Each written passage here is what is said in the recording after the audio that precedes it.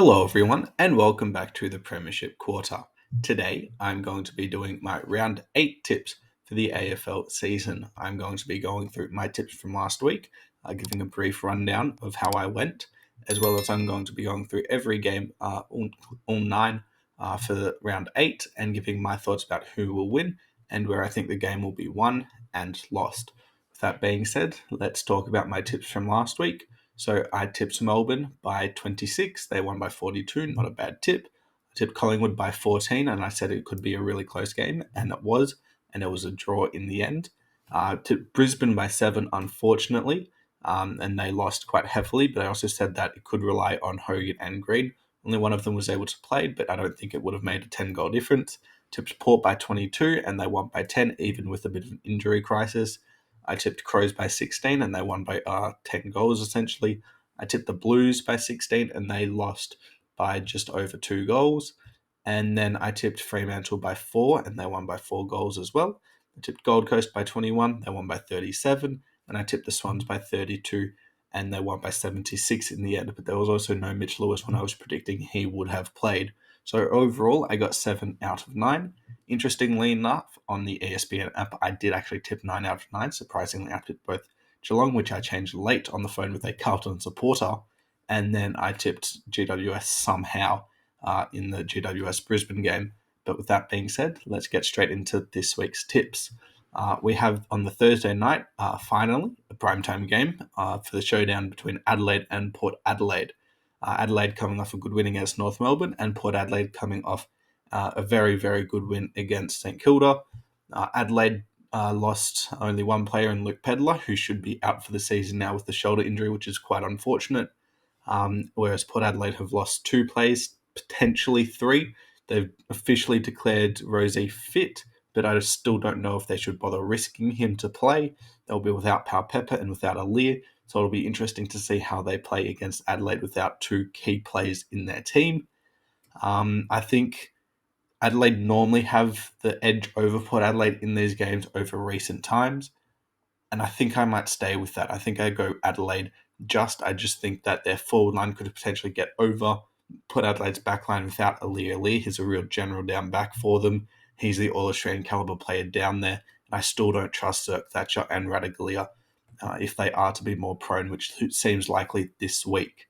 Port Adelaide will get Ivan Soldo back this week, and they could potentially be able to challenge Adelaide in the air because they were very comfortable last week against North Melbourne. But I think it should be an Adelaide win, and if they want to make finals, this is the game they need to win. So I'm going to tip them by 11 points. We then have Carlton versus Collingwood on the Friday night. Carlton coming off a frustrating loss against Geelong, you can call it, where they were very inefficient and ineffective in the forward line for a lot of the time, where Geelong were able to predict them, and when they weren't, they were able to get the results, but they weren't able to capitalise. And then Collingwood are coming off a okay game against Essendon, where they were able to get the draw, but in a game they very easily could have won, but also could have lost. Where I think the game will be won and lost for these 2 teams, I think it'll be the midfield battle with Mark Pittonet playing and being really, really good against Geelong. It allows Paddy Cripps to get as damaging as he possibly can because they've become more of a clearance team rather than more of a transition and ball movement team, which they had been to start the year. And I think if Collingwood are able to stay with them in the contest and be able to win some of those clearances that Carlton have been so good at with Mark Pittonet, then I think their transition game will be slightly better because without Sard, without Williams at his best, no Doherty, I think they're a bit weak off of half back with their ball movement now, Carlton. So I think I'm going to go Collingwood in what should be a ripper game by about 2 goals. We then have a Sydney Derby, the Battle of the Bridge, to kick off these Sunday games. With the game being played at the SCG, Sydney are coming off a very confident and boosting win against Hawthorn after they had a bit of a sluggish couple of weeks. And the GWS Giants are coming off an excellent win against the Brisbane Lions up at Manuka Oval without 2 of their best players, including a third in Cornelio. They should be able to get Green and Taylor back for this week, which will be a great boost for them. and they typically do have an edge over the Swans in some of the more recent battles, similar to Adelaide. But it's going to be an absolutely ripping game. It's second versus third on the ladder, and it's probably two of the premiership favourites at the moment, two of the top 3 or 4 at the minute, and it should be a cracking game. So we're starting off with 3 really, really good games for this round. Where do I think the game will be won and lost? I think it will be the transition game. Sydney, we know how good of a ball movement team they are with their kicking. You've got Blakey, Goulden, Florence, Warner, Lloyd, some absolute weapons off of half back and through the midfield. And then up forward, they just do it through everyone. No one stands out, but they've just got a great team forward line. And then the Giants obviously play with that wave, that's orange tsunami off of half back, getting everyone going through the middle of the ground using the handball game and then being super, super damaging off of that transition. And so whoever wins that battle, I think, will be the team that wins it. It's pretty obvious. Whichever team's best asset is better should win the game. And with that being said, I think it's GWS. I just think they've probably been a bit more of a confident team this year, being able to beat Brisbane like that without necessarily the best talent available. I think gets the job done. And in another close game, I think they win by about 8 points. Then on the Saturday afternoon game, we have St Kilda versus North Melbourne. St Kilda coming off a disappointing loss against Port Adelaide, where they lost by 10 points in a game they very easily could have and possibly should have won, given the injuries to Port Adelaide. And then North Melbourne coming off a 10-goal loss to Adelaide in Blundstone Arena. They've just really struggled with a lot of assets so far this year. Their backline have been absolutely dreadful. Their forward line, they don't have enough options out there outside of Nick Larkey, really. And then their midfield has just not been good enough, to say the least. In terms of talent, they're up there, but at the moment they're a bit too young and they're a bit too inexperienced. Where do I think the game will be won and lost? It's probably St Kilda's midfield. It's whether they can stay with the talent of North's midfield, because they can certainly get up and win this game, but it's whether St Kilda can get enough damage. It's something that they've struggled with. But I also think it's a bit of St Kilda health. If Max King's fit, if Mason Wood's fit, if Paddy Dow's playing, if Hunter Clark, I think they can get some real ins, and maybe that can boost them to get the win. St Kilda should win this. Like, if they don't, it's season's arguably over. But I think they should get it by a minimum of 24 points. Then on the Saturday night, we have Melbourne versus Geelong with another terrific game. So the fixture has made round 8 one of the best best rounds so far, and could be the best round of the year. Melbourne coming off a pretty good win against Richmond, where first half really poor, second half came out and looked a lot better. And then Geelong are coming off a terrific win against Carlton, with Paddy Dangerfield going down halfway through the third quarter. But outside of that, everyone was really, really good for them. They're able to capitalise at the most efficient I think I've ever seen a team be against a pretty strong Carlton defence.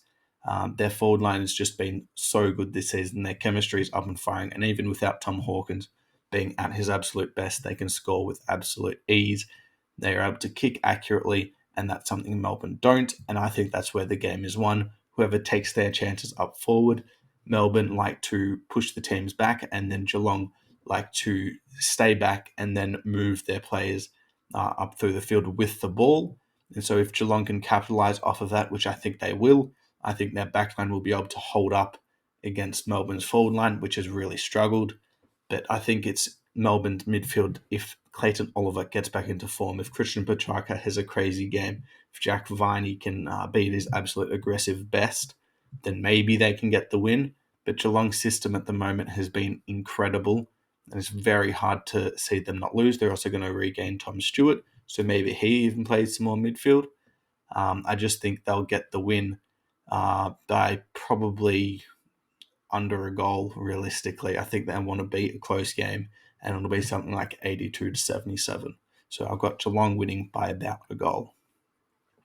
We then have West Coast versus Essendon. West Coast coming off a decent performance against Gold Coast, where they were in it for about 2.5 quarters and then just sort of couldn't sustain the Gold Coast pressure for the last quarter and a half. And Essendon They're coming off the draw with Collingwood on Anzac Day, where they could have won it and they potentially should have won it, but Langford missing the set shot. They're, as I called them, M&Ms. Merritt, McGrath, and Martin all had terrific games. Martin probably wasn't his best game of his career, but I think you could make the argument McGrath had his best game of his career in terms of impact, and Merritt has just been super, super consistent so far this year. The game is probably going to be decided in the midfield battle, whether Jinby and Kelly, who I thought was quite poor against Gold Coast, can get the job done against a really in-form Essendon midfield. You've got Merritt, you've got Durham, you've got Parrish, lots of talent. You've got Setterfield as well. If they're able to hold up, Tom Barrash should be back for West Coast as well. If they're able to hold up, then it could be really interesting. They're also going to get Harley Reid back. And with Essendon's inconsistency, I could see a chance that West Coast do snag one with the form Waterman's in. They do seem to be getting more reward for effort at the moment, and that could be really, really important for them. But I still think Essendon should be able to get the win, and I'll tip them by about 3 goals. We then have Richmond versus Fremantle at the MCG. Richmond coming off a frustrating loss against Melbourne on the Wednesday night, where in the first half they were in it because it was a very low-scoring game, but they were able to squeeze Melbourne and they weren't able to score freely. But then in the second half, they just couldn't sustain Melbourne's pressure. They lost Jacob Hopper as well in his first game back, I think, maybe his second, which is really disappointing. They're going to be without another midfielder who they'd been hoping could provide some boost to them for the season. And then Fremantle are coming off a very good win against the Western Bulldogs in WA, where they were able to get their transition ball movement really going, and they looked really exciting, especially for a lot of that game later when the Bulldogs weren't able to hold up to them. It was something that they haven't shown in the last few weeks, and something they haven't really shown even throughout the entire year. And if they can reproduce it, then they should be able to get the win. I don't think they'll be at the same heights as they did, but Richmond aren't as talented as a team as the Western Bulldogs are, so they should be able to get the win anyway, and I'll tip them also by 4 goals as they did last week. We then have the Western Bulldogs taking on Hawthorn at Marvel Stadium, with the Bulldogs coming off a disappointing loss against Fremantle and Hawthorn coming off a very disappointing loss against Sydney. Even without Mitch Lewis, I think you'd expect them to be better than kicking 2 goals in the first and then a goal each in the second, third, and fourth quarters. Sam Mitchell looks to be a bit frustrated, and his messaging doesn't seem to necessarily getting to some of the players. Jack Scrimshaw obviously got an absolute roasting at quarter time after not listening to him and following the take it safe plan. And then the Bulldogs just can't seem to find the consistency in their performance. Yes, there was no Libba. Yes, there was no Ugle-Hagan. They were also still able to beat St Kilda on their home deck anyway. And so it's a bit difficult to predict which Western Bulldogs team is going to come out and play each week. But Hawthorn, hoping they regain Mitch Lewis, should be able to have a chance at beating them. Will Day was back, which was good for Hawthorn, and I don't think they had any new injury problems, which is always a good sign. And it seems to be that it's a tale of 2 coaches who are very much under pressure. The game should be won and lost in the midfield battle, because when you look at it, the Bulldogs have Bont, they've got Treloar, they might have Libba back. They've got heaps of talent, and then the Hawks have a good bit of young players. I also think if Tim English is able to really get on top and continue his form over the last couple of weeks, then he should be able to get an edge over Lloyd Meek, and that's where I think the real difference is going to come. I just think they'll be a bit more clinical, but they do need to kick straight the doggies, and with that being said, I've got them winning by about 20 points. We then have the Q clash between Brisbane and Gold Coast. Brisbane coming off a disappointing loss, a very disappointing loss to GWS, and Gold Coast coming off a decent win against West Coast at People's First Stadium, I think it's now called, TIA Stadium, whatever. Brisbane need to get something back. They don't have the speed that they showed last year. They don't have that excitement. They don't have that dare anymore. Keaton Coleman is clearly missed off of half-back, even if Dane Zorko is playing okay. Connor McKenna hasn't quite found the form to be able to replace the impact that Coleman's had. Their midfield doesn't seem to be clicking quite as well.